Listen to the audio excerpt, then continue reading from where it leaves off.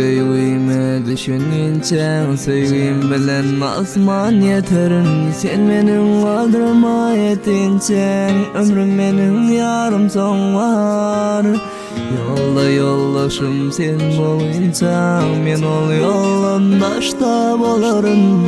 Bir derdimi yengilledince yüz derdimi yengillederim. Sen menin sevgime düşününce sevgim bilen asman yeterin. Sen menin kaldırma yetince ömrüm menin yarım son var. Yolda yoldaşım sen bolunca men ol yollandaşta bolarım. Bir derdimi yengilledince yüz derdimi yengillederim.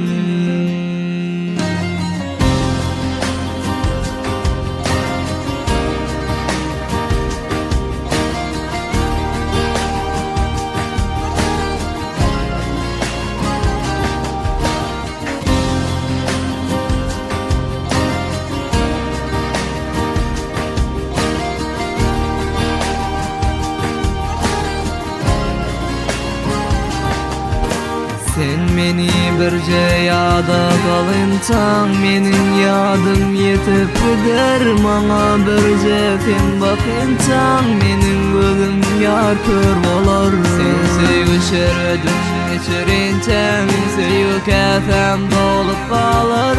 Bahar gülün sen verince yüreğimde kuşa dornun tutup kalır.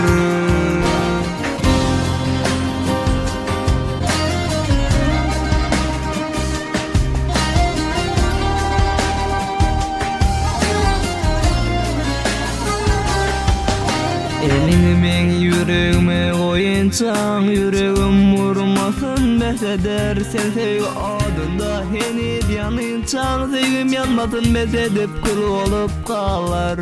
Yolda yoldaşım boluncan men ol yollandaşta bolarım. Bir derdimi yengilledince yüz derdimi yengillederim.